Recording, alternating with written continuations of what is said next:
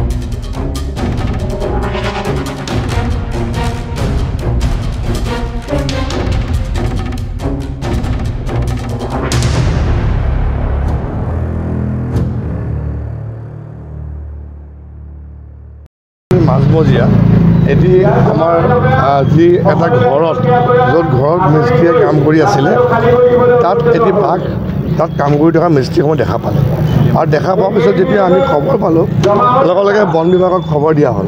কিন্তু বন বিভাগক খবৰ দিয়াৰ সেই যিখিনি সময়তে বিভিন্ন মানুহ তাত আহিলে, মানুহে ভিৰ ভাৰ কৰিলেহি, মিডিয়াও আহিলে। মিডিয়াই কোনোবাই নিজৰ কেমেৰাটো ফ্লাছ মাৰি পেলাই বাঘটোৰ কাৰণে মাৰি দিলে।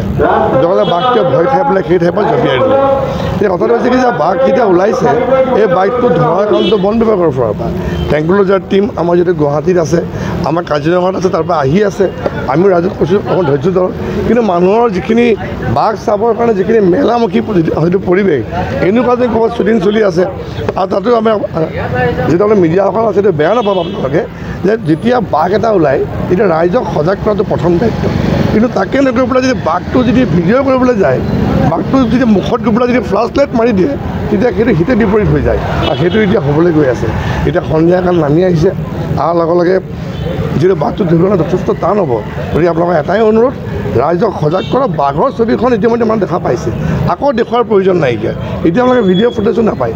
কিন্তু এতিয়া তাকে যেতিয়া আমাৰ যেতিয়া বাঘটো খেদি যেতিয়া যাব বা মিডিয়া যেতিয়া মানুহৰ বাইট ল'ব, মানুহ যেতিয়া মেলা হৈ যাব তেতিয়া কিন্তু মানুহক বচোৱাৰ অসুবিধা হ'ব আৰু যেতিয়া বাঘটোৰ পিছত যেতিয়া মানুহে ট্ৰেক কৰা হ'ব তেতিয়া কিন্তু অসুবিধা হ'ব। সেইকাৰণে সকলোকে ইতিমধ্যে আমি এতিয়া আজি নগাঁও পৌৰসভাৰ ফালৰ পৰা আমি এতিয়া এনাউন্সমেণ্টটো দি আহিছোঁ যে এই ঠাইটুকুৰাত কোনো জনসমাগম হ'ব নালাগে। এইখিনি জেগাৰ ভিতৰত যিখিনি মানুহ আছে ঘৰৰ মানে ভিতৰত থাকক, তেওঁলোকৰ যিখিনি কুকুৰ বা কিবা জীৱ জন্তু আছে মানে ভিতৰত সোমাই ৰাখে। গতিকে এইখিনি বৰ্তমান অৱস্থা। কিন্তু বাঘটো ইতিমধ্যে যিটো বন বিভাগে বিচাৰ খোচাৰ কৰি আছে, যদি পাই যায় এইটো ভাল কথা, কিন্তু নহ'লে কিন্তু অকণমান অসুবিধাৰ সৃষ্টি হ'ব।